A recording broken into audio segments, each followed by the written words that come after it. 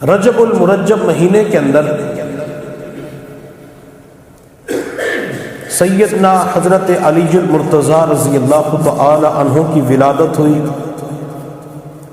رجب المرجب مہینے کے اندر کاتب وحی سیدنا حضرت امیر معاویہ رضی اللہ تعالی عنہ کی وفات ہوئی۔ رجب المرجب کے مہینہ میں امام اعظم ابو حنیفہ رحمۃ اللہ علیہ کا انتقال ہوا، اور رجب المرجب کے مہینہ میں اللہ رب العزت نے اپنے محبوب کو معراج کا سفر عطا فرمایا۔ معراج کا لفظ عروج سے ہے، عروج کا معنی ہے بلندی۔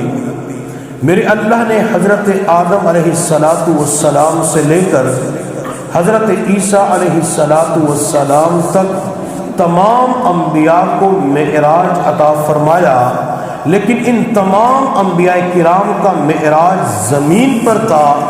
لیکن جب آمنہ کے در یتیم کی باری آتی ہے، جب عبداللہ کے لخت جگر کی باری آتی ہے، جب امام الانبیاء امام الرسل کی باری آتی ہے، جب سید المرسلین کی باری آتی ہے، تو اللہ اپنے قانون اور ضابطے کو بدل دیتے ہیں۔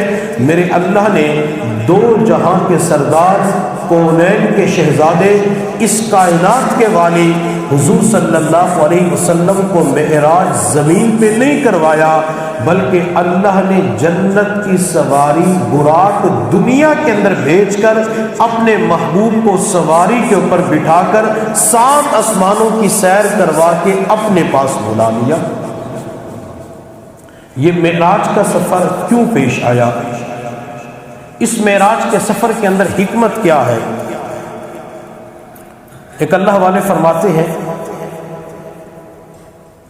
جب زلیخا حضرت یوسف علیہ السلام کے اوپر فریفتہ ہو گئی، اور زلیخا کے بارے میں پورے علاقے کے اندر، مصر کے اندر یہ افواہ پھیلی، یہ خبر مشہور ہوئی کہ گھر کی مالکن اپنے غلام کے اوپر فریفتہ ہو چکی ہے۔ عورتوں نے زلیخا کو طعنے دینے شروع کر دیے کہ ایک شہزادی ہو کے، مالکن ہو کے غلام کے اوپر مر مٹی۔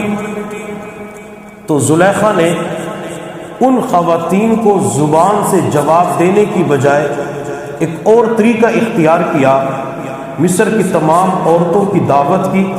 جب تمام عورتیں زلیخا کے پاس جمع ہو گئی تو زلیخا نے تمام خواتین کے ہاتھ میں چھریاں پکڑائی، پھل پکڑائے، اور کہا کہ تھوڑی دیر کے بعد جب یہاں سے کسی کا گزر ہوگا تو اس وقت تم نے پھلوں کو کاٹنا ہے۔ دوسری طرف زلیخا نے حضرت یوسف علیہ السلام سے فرمایا کہ آپ یہاں سے نکل کر دوسری جگہ چلے جائیں۔ جب یوسف علیہ السلام وہاں سے نکل کر ان عورتوں کے سامنے سے گزرے تو وہ عورتیں پھل کاٹنے کی بجائے اپنے ہاتھ کی انگلیاں کاٹ بیٹھی۔ وَقَطَّعْنَ أَيْدِيَهُنَّ وَقُلْنَ حَاشَ لِلَّهِ إِنْ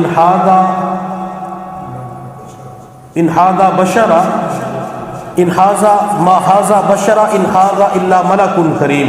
تو وہ عورتیں یوسف علیہ السلام کو دیکھ کر کہنے لگی، یہ کوئی انسان نہیں، یہ تو کوئی فرشتہ نظر آتا ہے۔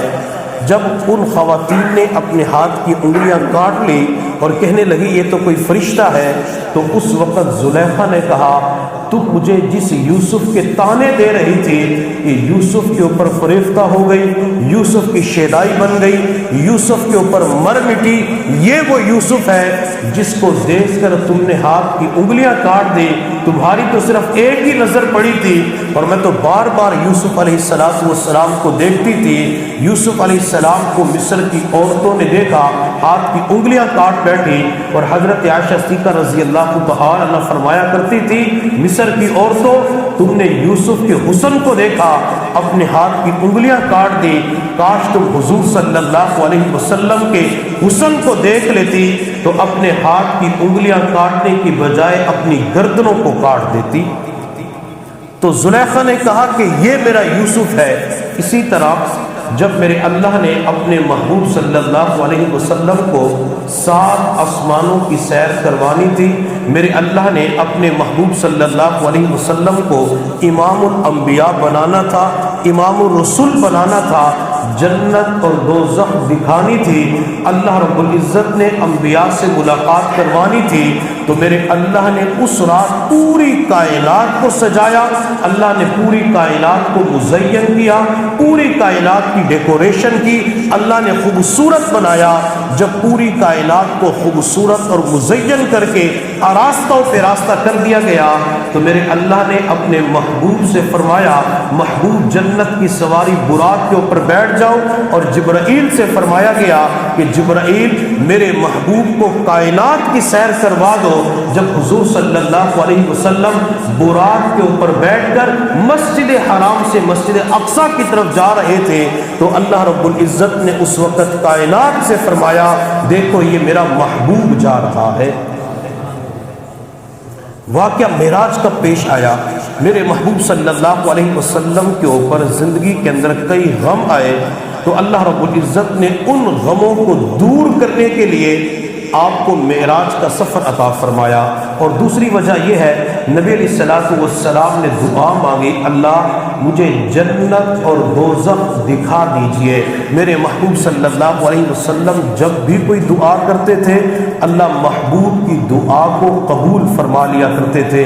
میرے محبوب کی زندگی کے اندر غم کیسے آئے، آپ علیہ الصلوۃ والسلام مکہ مکرمہ سے نکل کر طائف کی طرف تشریف لے گئے اور اہل طائف کو دین کی دعوت دی، لیکن ان لوگوں نے نبی علیہ الصلوۃ والسلام کی دعوت کو قبول نہ کیا، حتیٰ کہ کسی سردار نے کہا کہ اللہ نے صرف آپ ہی کو نبی بنانا تھا، اللہ کو کوئی اور نہ ملا، نعوذ باللہ۔ اس قسم کے جملے کہنے شروع کر دیے اور چند شریر لڑکوں کو آپ کے پیچھے لگایا تاکہ آپ کو پتھر مارے۔ میرے محبوب صلی اللہ علیہ وسلم کو ان شریر لڑکوں نے پتھر مار کے لہولہان کر دیا، آپ کے مبارک جسم سے خون نکل رہا تھا، آپ کے نعلین مبارک خون سے بھر چکے تھے۔ میرے محبوب صلی اللہ علیہ وسلم کو مجبوراً ایک باغ کے اندر پناہ لینی پڑی۔ اللہ رب العزت نے فرشتے کو بھیجا، جاؤ میرے محبوب سے کہہ دے اگر وہ چاہے میں طائف والوں کو 2 پہاڑوں کے درمیان کچل ڈالوں۔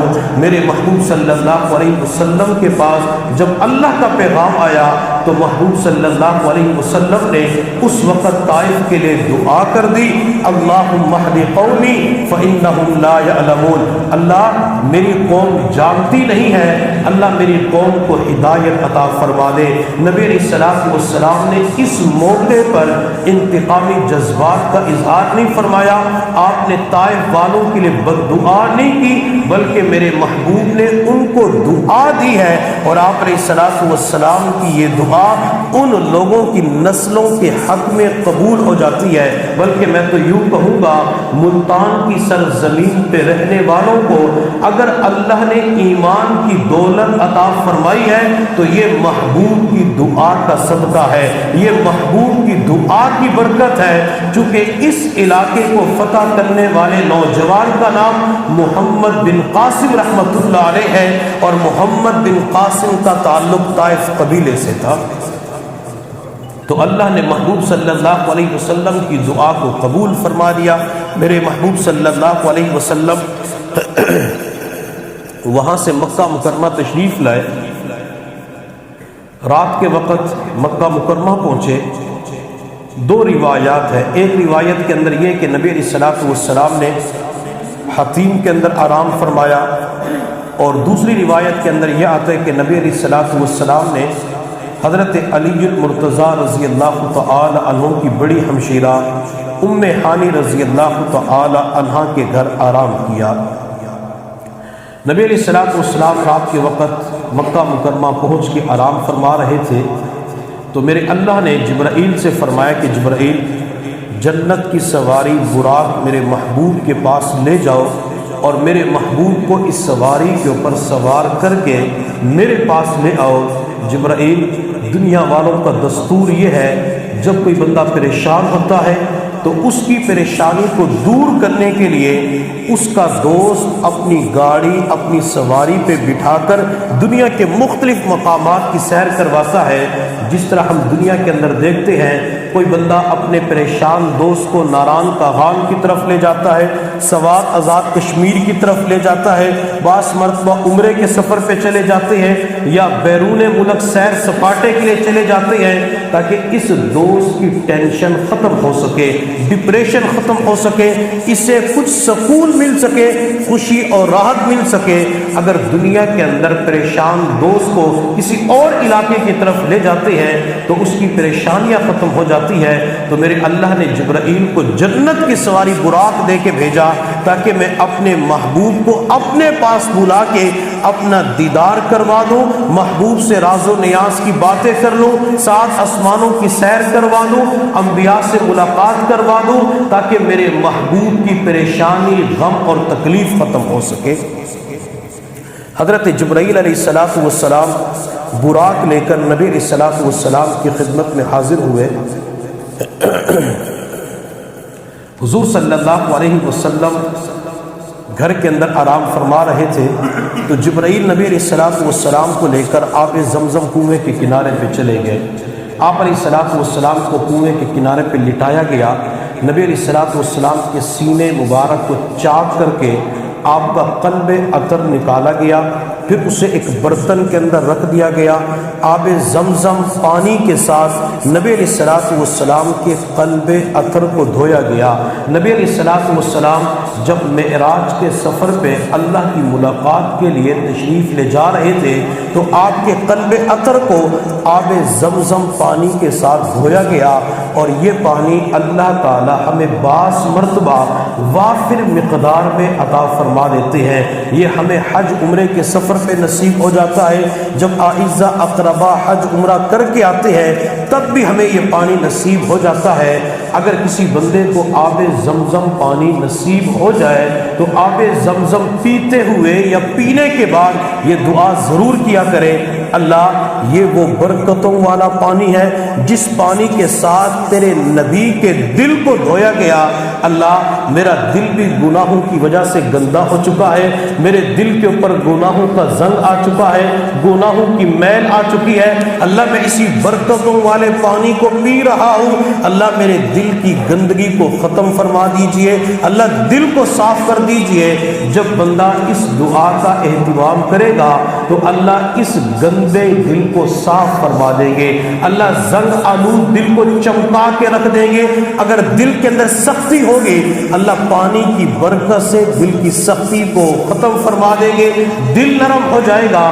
اور جب بھی آب زمزم پانی پیئے تو اس وقت یہ نیت کیا کریں، اللہ میں اپنے نبی کا جھوٹا پی رہا ہوں۔ اب آب زمزم پیتے ہوئے نبی کا جھوٹا کیسے نصیب ہوتا ہے؟ نبی علیہ السلام کو دنیا سے پردہ فرمائے ہوئے 14 صدیاں گزر چکی ہے، نبی علیہ السلام کو ہم نے کھلی آنکھوں کے ساتھ نہیں دیکھا، نبی علیہ السلام کے والضحیٰ والے چہرے کو ہم نے نہیں دیکھا، نبی علیہ السلام کی واللیل والی زلفوں کو نہیں دیکھا، نبی علیہ السلام کے چلنے کے انداز کو نہیں دیکھا، آپ کے مسکرانے بولنے کے انداز کو نہیں دیکھا، آپ کے بیٹھنے کے انداز کو نہیں دیکھا، نبی علیہ السلام کی ہم نے زیارت نہیں کی۔ اب نبی علیہ السلام کا جھوٹا کیسے نصیب ہوتا ہے؟ میرے محبوب صلی اللہ علیہ وسلم عمرے کے سفر پہ تشریف لائے اور آپ آب زمزم کنویں کے کنارے پہ بیٹھ گئے، آپ نے ڈول کو اس کنویں کے اندر ڈالا اور ڈول کے ذریعے پانی کو باہر نکالا۔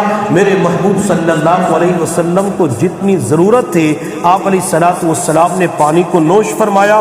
اس ڈول کے اندر جو پانی بچ گیا، اس پانی کے بارے میں تمام صحابہ منتظر تھے کہ اللہ کے نبی بچا ہوا پانی ہمیں عطا فرما دے، لیکن میرے محبوب صلی اللہ علیہ وسلم نے وہ پانی کسی صحابی کو نہیں دیا، بلکہ میرے محبوب صلی اللہ علیہ وسلم نے وہ بچا ہوا پانی اس کنویں کے اندر دوبارہ ڈال دیا۔ تو کسی نے عرض کیا اللہ کے نبی آپ یہ اپنا جھوٹا کسی کو عطا کر دیتے، آپ کی برکات سعادت نصیب ہو جاتی۔ تو میرے محبوب صلی اللہ علیہ وسلم نے فرمایا میرے صحابہ تمہیں میری برکات نصیب ہوتی رہتی ہے، تمہیں میرا جھوٹا بھی مل جاتا ہے، تمہیں میری صحبت بھی مل جاتی ہے، تمہیں میری زیارت بھی ہو جاتی ہے، لیکن میرے دنیا سے جانے کے بعد میری امت کا کیا بنے گا؟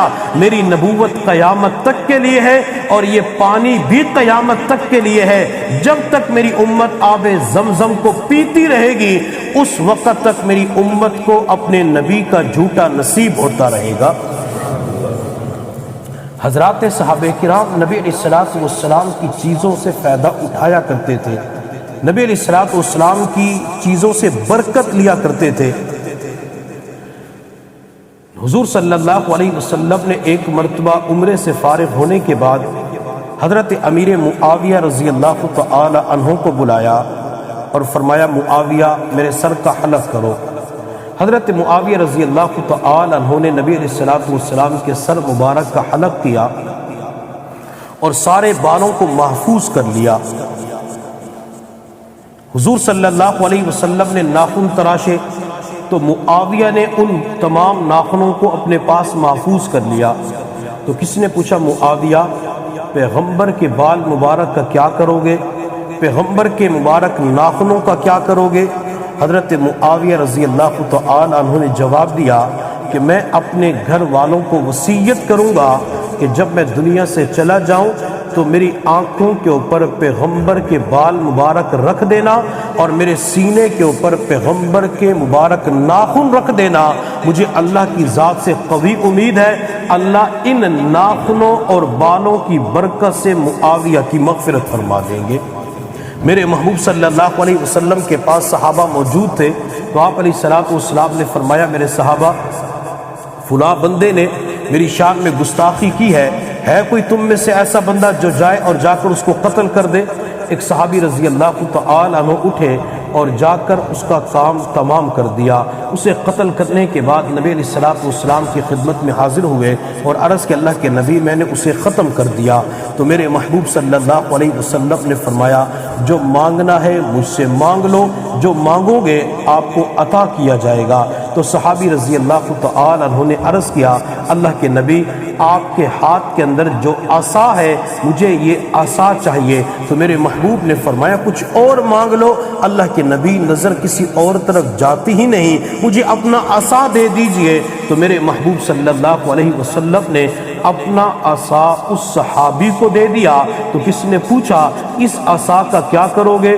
صحابی رضی اللہ تعالی عنہ نے جواب دیا میں اس عصا کو اپنے گھر لے جاؤں گا، روزانہ نماز فجر کے بعد اس کی زیارت کروں گا، روزانہ اس پہ خوشبو لگاؤں گا، اس کا پیار کروں گا، اور اپنے گھر والوں کو وصیت کروں گا کہ جب میں دنیا سے چلا جاؤں تو اس عصا کو میرے کفن کے اندر قبر میں ساتھ رکھ دینا، اور جب قیامت کا دن ہوگا میں اپنی قبر سے اٹھوں گا تو اس وقت میرے ہاتھ کے اندر یہی عصا ہوگا۔ میں اس عصا کو لے کر چلتے ہوئے نبی علیہ السلام کی خدمت میں پہنچوں گا۔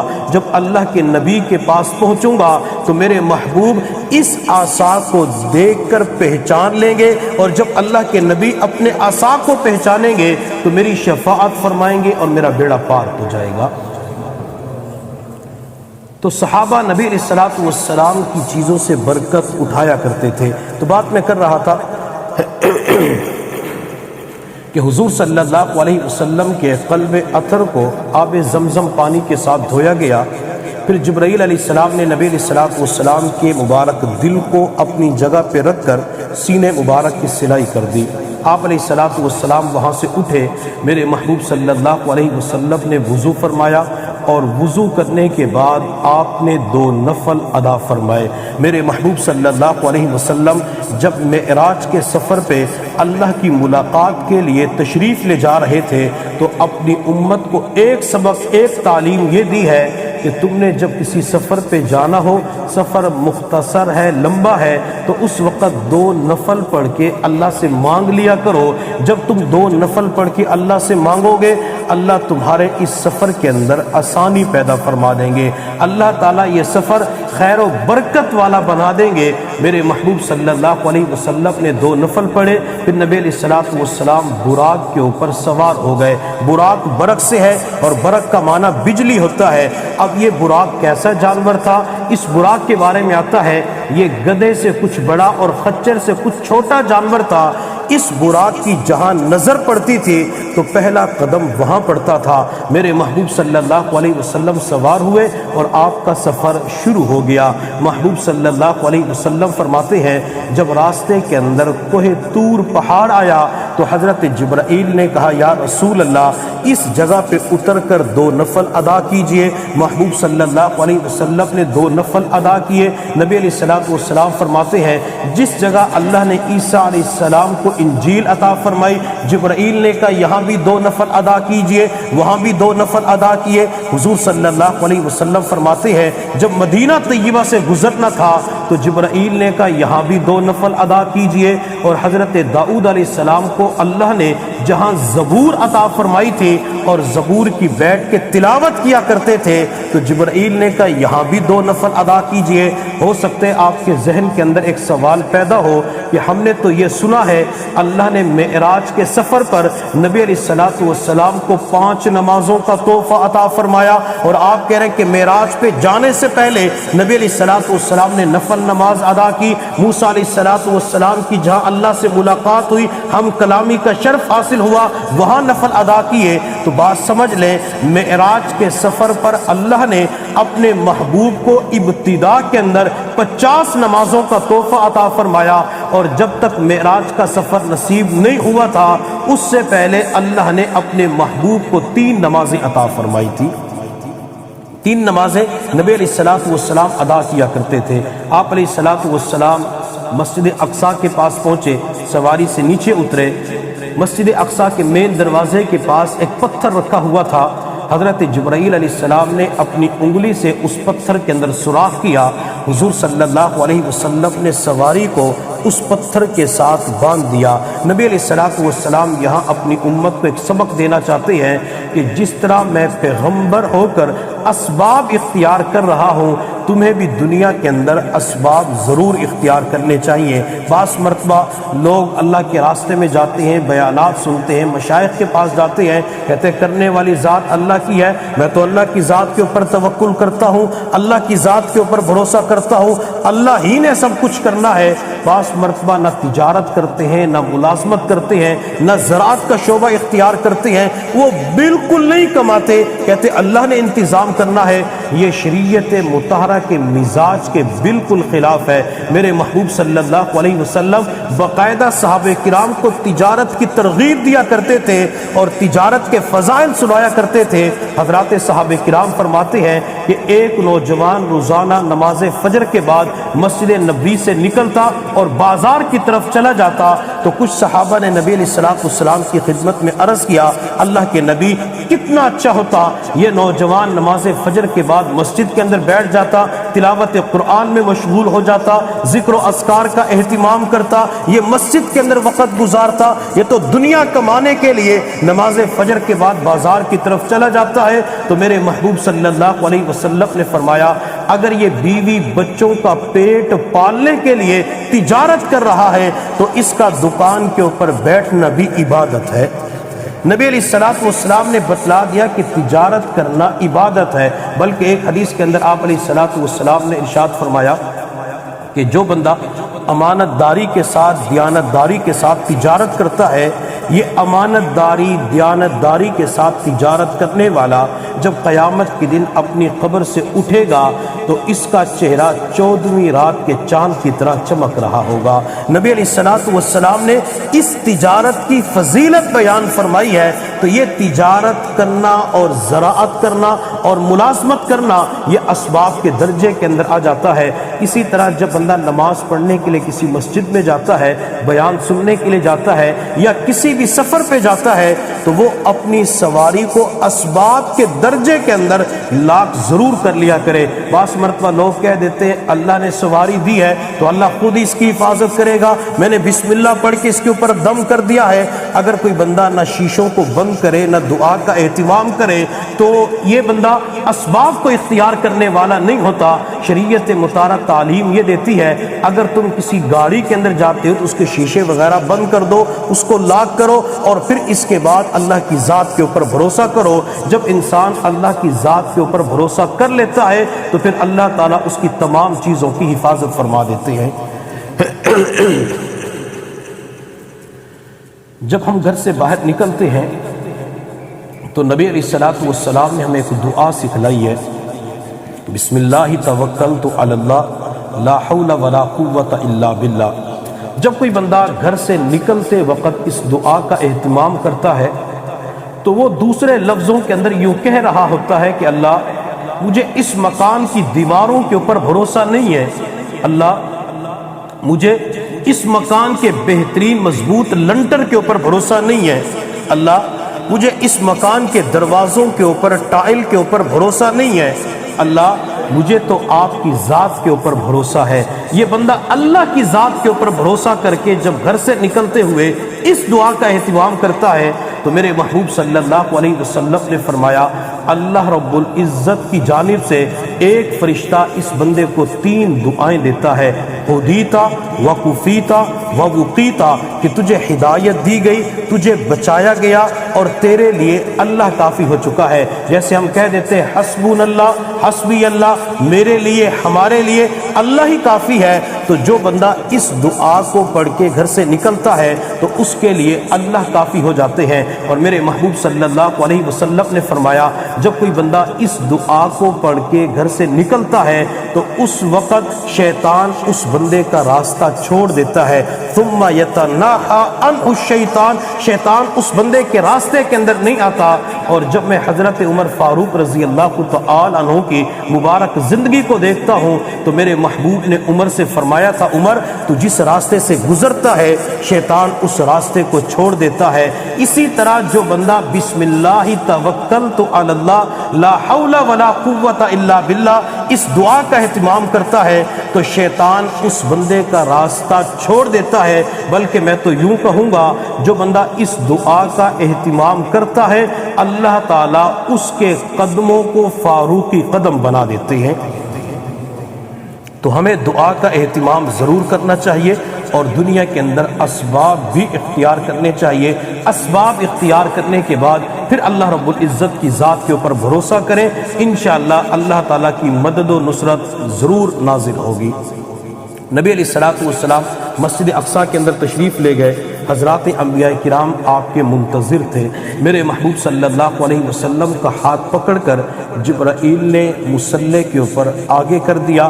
آپ صلی اللہ علیہ وسلم نے تمام انبیاء کو نماز پڑھائی، بلکہ میں تو یوں کہوں گا کہ جبرائیل نے نبی علیہ السلام کو مصلی کے اوپر آگے کھڑا کیا اور میرے اللہ نے اس رات اپنے محبوب کے مبارک سر کے اوپر ختم نبوت کا تاج سجا دیا۔ میرے اللہ نے محبوب کو مصلی دے کر تمام انبیاء کو ایک راز بتا دیا، نکتے کی بات بتا دی کہ تمام انبیاء کے اندر سب سے اونچی شان والے، سب سے فضیلت والے، مقام اور مرتبے والے وہ آمینہ کے در یتیم ہے، وہ حضور صلی اللہ علیہ وسلم ہے۔ اور جب میں تصورات کی دنیا میں مسجد نبوی کی طرف دیکھتا ہوں، میرے محبوب صلی اللہ علیہ وسلم کی جب طبیعت ناساز تھی، مرض الوفات میں تھے، میرے محبوب صلی اللہ علیہ وسلم نے جب صحابہ کرام کا کسی کو امام بنانا تھا تو محبوب صلی اللہ علیہ وسلم نے ابو بکر کو اپنا مصلی دے کر صحابہ کا امام بنا دیا۔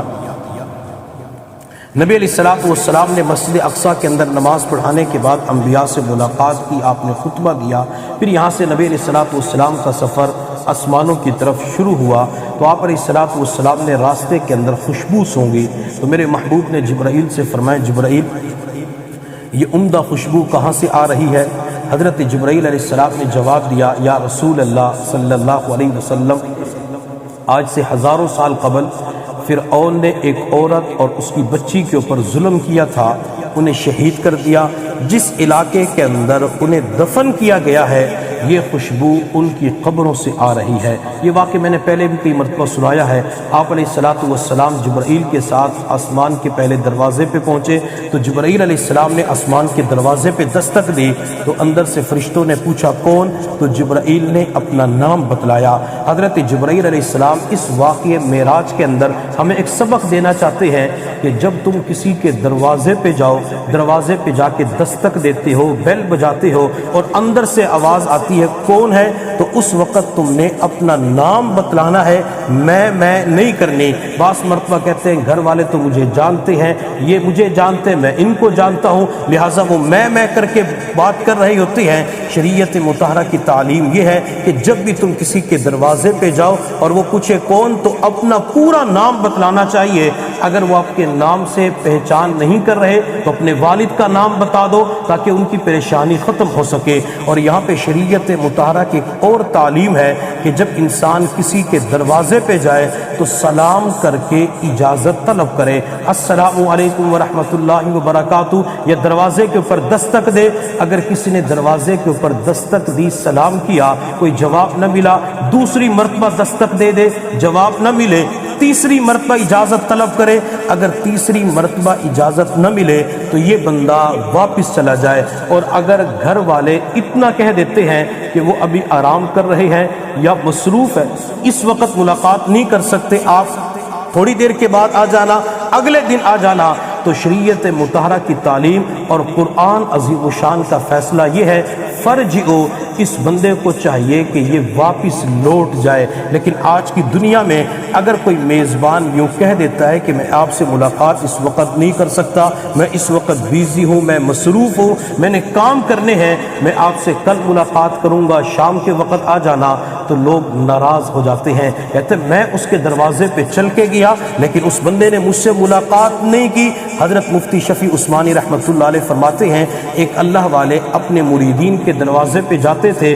اور کثرت کے ساتھ جایا کرتے تھے، تو کس نے پوچھا کہ آپ کثرت کے ساتھ اتنا کیوں جاتے ہیں؟ تو اللہ والے فرمایا کرتے تھے مجھے کسی مرید کے دروازے سے یہ جواب ملے کہ میں اس وقت آپ سے ملاقات نہیں کر سکتا، مجھے جواب دے گا، میں واپس لوٹ جاؤں گا اور قرآن عظیم الشان کے اوپر میرا عمل ہو جائے گا۔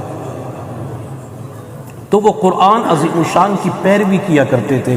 حضرت جبرائیل علیہ السلام نے اپنا نام بتلایا، نبی علیہ السلام کے ساتھ اندر گئے، پہلے آسمان کے اوپر حضرت آدم علیہ السلام سے ملاقات ہوئی، دوسرے آسمان کے اوپر یحییٰ اور عیسیٰ علیہ السلام سے ملاقات ہوئی، حتیٰ کہ ملاقات کرتے کرتے جب 7ویں آسمان پہ پہنچے تو حضرت ابراہیم علیہ السلام بیت المعمور کی ٹیک لگا کے بیٹھے ہوئے تھے۔ آپ علیہ السلام نے ابراہیم علیہ السلام سے ملاقات کی۔ بیت المعمور کسے کہا جاتا ہے؟ بیت المعمور فرشتوں کے لیے بیت اللہ ہے، وہ قبلہ ہے، جس طرح ہمارا قبلہ بیت اللہ مکہ مکرمہ کے اندر ہے جس کا لوگ طواف کرتے ہیں، اسی طرح آسمانوں کے اوپر جو قبلہ بیت اللہ ہے اسے بیت المعمور کہا جاتا ہے، اور فرشتے اس بیت المعمور کا روزانہ طواف کرتے ہیں۔ میرے محبوب صلی اللہ علیہ وسلم نے فرمایا روزانہ 70,000 فرشتے بیت المعمور کا طواف کرتے ہیں، اور جس فرشتے کی ایک مرتبہ باری آ جاتی ہے اس کے بعد اس فرشتے کی دوبارہ باری نہیں آ سکتی۔ آپ علیہ السلام نے ابراہیم سے ملاقات کی، بیت المعمور کے اندر تشریف لے گئے۔ آپ علیہ السلام پھر یہاں سے سدرۃ المنتہا کی طرف چلے گئے۔ سدرۃ المنتہا کسے کہا جاتا ہے؟ سدرہ بیری کے درخت کو کہا جاتا ہے۔ اب اس بیری کے درخت کے اوپر کتنے بیر لگے ہوئے ہیں، ایک بیر کتنے سائز کا ہے؟ تو نبی علیہ السلام نے ارشاد فرمایا کہ حجر کے علاقے کے اندر جو مٹکے ہیں ان مٹکوں کے برابر میں نے ایک بیر کو دیکھا۔ اب وہ مٹکے کتنے بڑے ہیں؟ تو ان مٹکوں کے بارے میں علماء کرام فرماتے ہیں کہ ایک مٹکے کے اندر کئی من چیزیں آ جایا کرتی تھی، اتنے بڑے بڑے اس درخت کے بیر تھے۔ نبی علیہ السلام فرماتے ہیں کہ میں نے اس بیری کے درخت کے اوپر مختلف رنگوں اور روشنیوں کو دیکھا۔ اب وہ رنگ اور روشنیاں کیا تھی؟ وہ حقیقت کے اندر فرشتے تھے جن فرشتوں نے اس بیری کے درخت کو ڈھانپا ہوا تھا۔ اب نبی علیہ السلام یہاں پہ پہنچتے ہیں، اس بیری کے درخت کو یا بیری کے پتوں کو مسلمانوں کے ساتھ ایک مناسبت حاصل ہے۔ وہ کیسے؟ نبی علیہ السلام نے فرمایا کہ جب کسی کا انتقال ہو جائے اور اس کو جب غسل دیا جائے تو غسل کے لیے پانی کو جب گرم کرنے لگو تو اس پانی کے اندر بیری کے پتے ڈال دیا کرو۔ نبی علیہ السلام نے ہمیں بیری کے پتے استعمال کرنے کا حکم دیا۔ آج کے دور کے اندر اگرچہ صابن استعمال کی جاتی ہے، صابن کے ذریعے میل کچیل کو ختم کیا جاتا ہے، لیکن جب بھی کسی کا انتقال ہو جائے اور پانی گرم کرنے لگے تو بیری کے چند پتے اس کے اندر ڈال دیا کریں، یہ نبی علیہ الصلوۃ والسلام کی مبارک سنت ہے۔ اب بیری کے پتوں کے اندر خاصیت کیا ہے، بیری کے پتے پانی کے اندر کیوں ڈالنے ہیں؟ تو اس کی وجہ یہ ہے کہ بیری کے پتے صابن کا کام دیتے ہیں۔ جس طرح صابن کی وجہ سے میل کچیل ختم ہو جاتی ہے، اسی طرح بیری کے پتوں کی وجہ سے جسم کی میل کچیل ختم ہو جاتی ہے۔ نبی علیہ الصلوۃ والسلام سدرۃ المنتہا سے پھر اوپر گئے تو حضرت جبرائیل علیہ السلام نے عرض کہ اللہ کے نبی اب میں اوپر نہیں جا سکتا۔ میرے محبوب تن تنہا تشریف لے گئے، آپ صریف الاقلام تک پہنچ گئے۔ صریف الاقلام کسے کہتے ہیں؟ جہاں فرشتے لکھ رہے تھے، یعنی قلموں کے لکھنے کی آوازیں۔ اللہ رب العزت فرماتے ہیں کہ یہ لکھو تو وہ قلم لکھنا شروع کر دیتی ہے۔ نبی علیہ الصلوۃ والسلام فرماتے ہیں کہ میں ان قلموں کی آواز سن رہا تھا، پھر وہاں سے نبی علیہ الصلوۃ والسلام اللہ رب العزت کے پاس پہنچے۔ جب میرے محبوب اللہ کی بارگاہ میں پہنچے تو آپ علیہ الصلوۃ والسلام نے اس وقت کہا التحیات للہ والصلوات والطیبات، اللہ تمام قولی بدنی مالی عبادتیں آپ کے لیے ہیں۔ جب میرے محبوب صلی اللہ علیہ وسلم نے 3 عبادتوں کا تذکرہ کیا تو میرے اللہ نے 3 انعامات کا تذکرہ کیا۔ اللہ رب العزت نے فرمایا السلام علیکہ ایھا النبی ورحمۃ اللہ وبرکاتہ، اے نبی آپ کے اوپر اللہ کی طرف سے سلامتی ہو، آپ کے اوپر رحمت نازل ہو، آپ کے اوپر برکت نازل ہو۔ میرے محبوب صلی اللہ علیہ وسلم نے اس موقع پر اپنی گناہگار امت کو یاد کرتے ہوئے کہا السلام علینا وعلی عباد اللہ الصالحین، اللہ آپ کی تمام تر سلامتی نیک بندوں کے اوپر بھی نازل ہو۔ میرے محبوب صلی اللہ علیہ وسلم نے اللہ سے ملاقات کی، اللہ کا دیدار کیا، اللہ رب العزت کی زیارت کی۔ آپ صلی اللہ علیہ وسلم کو میرے اللہ نے معراج کے سفر میں 50 نمازوں کا تحفہ عطا فرمایا۔ آپ 50 نمازوں کا تحفہ لے کے جب واپس تشریف لا رہے تھے تو حضرت موسیٰ علیہ السلام سے ملاقات ہوئی۔ موسیٰ علیہ السلام نے پوچھا اللہ کے نبی کیا تحفہ ملا؟ 50 نمازوں کا تحفہ ملا۔ اللہ کے نبی میرا بنی اسرائیل سے واسطہ پڑا ہے، انسان کمزور ہے، آپ کی امت کے لیے 50 نمازیں پڑھنی مشکل ہو جائیں گی، کچھ کم کروا لیں۔ نبی علیہ السلام تشریف لے گئے، حتیٰ کہ کم کرواتے کرواتے 5 نمازیں باقی بچ گئی تو میرے اللہ نے فرمایا محبوب اپنی امت سے کہہ دیجئے نمازیں 5 پڑھے گی اور میں ثواب 50 کا عطا کروں گا۔ اب موسیٰ علیہ السلام نبی علیہ السلام سے یہ بار بار کیوں کہہ رہے تھے؟ اللہ کے نبی چلے جائیں کم کروا لے۔ تقریباً 9 مرتبہ اللہ کے پاس تشریف لے گئے۔ اس کے اندر راز کیا تھا؟ محدثین فرماتے ہیں حضرت موسیٰ علیہ السلام اس وقت یہ سوچ رہے تھے کہ میں دنیا کے اندر ان آنکھوں کے ساتھ اللہ رب العزت کا دیدار نہ کر سکا، میں نے اللہ سے دعا مانگی ربی ارنی انظر الیک، اللہ مجھے اپنا دیدار کروا دیجئے، تو اللہ نے فرمایا لن ترانی، موسیٰ آپ مجھے نہیں دیکھ سکتے، آپ کی آنکھوں کے اندر وہ طاقت نہیں جو میرے جمال کی تجلیات کو برداشت کر سکے۔ تو موسیٰ علیہ السلام نے اس وقت سوچا کہ دنیا کے اندر ان آنکھوں سے رب کو نہ دیکھ سکا، تاہم آج یہ تو ہو سکتا ہے میں ان آنکھوں کو بار بار دیکھ لوں جن آنکھوں نے بار بار اپنے رب ذوالجلال کو دیکھا ہے۔ میرے اللہ نے اپنے محبوب صلی اللہ علیہ وسلم کو ایک تو نمازوں کا تحفہ عطا فرمایا اور دوسرا میرے اللہ نے اپنے محبوب کو معراج کے سفر پر سورۃ البقرہ کی آخری 2 آیات تحفے کے طور پہ عطا فرمائی، اور تیسرا میرے اللہ نے فرمایا محبوب اپنی امت سے کہہ دیجئے کہ جب بھی کوئی بندہ نیکی کا ارادہ کرے گا اگر وہ نیکی کو نہ کر سکے تو میں اس بندے کو نیکی کا ثواب ضرور عطا کر دوں گا۔ تو اللہ نے اپنے محبوب کو یہ چند تحفے عطا فرمائے۔ میرے محبوب دنیا کے اندر تشریف لائے، آپ علیہ الصلوۃ والسلام نے اگلے دن جب لوگوں کو یہ سفر کی تفصیلات بتائی تو لوگ کہنے لگے ایک ہی رات کے اندر مسجد اقصیٰ کی سیر، 7 آسمانوں کی سیر، جنت اور دوزخ کو دیکھنا، یہ کیسے ہو سکتا ہے؟ تو لوگوں نے جھٹلانا شروع کر دیا۔ ابو جہل نے ابو بکر صدیق سے کہا ابو بکر تیرا ساتھی محمد یوں کہتا ہے صلی اللہ علیہ وسلم، تو ابو بکر صدیق نے کہا اگر میرے ساتھی محمد صلی اللہ علیہ وسلم نے کہا تو انہوں نے ٹھیک کہا ہے، میں ان کی تصدیق کرتا ہوں۔ اور اس کی وجہ کیا ہے کہ ابو بکر نے تصدیق کیوں کی ہے؟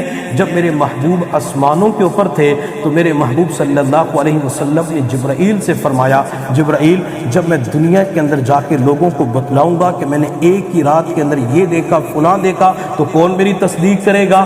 جبرائیل نے آسمانوں کے اوپر کہا، اللہ کے نبی ساری قوم آپ کی تکذیب کرے گی لیکن مکہ مکرمہ کی سرزمین پہ ابو بکر آپ کی تصدیق کرے گا، کیونکہ ابو بکر کو صدیق کہا جاتا ہے۔ ابو بکر رضی اللہ تعالی عنہ نے میرے محبوب صلی اللہ علیہ وسلم کی تصدیق کی ہے، اور اللہ نے محبوب صلی اللہ علیہ وسلم کے اس یار غار ابو بکر کو مقام اور مرتبہ بھی عطا فرما دیا۔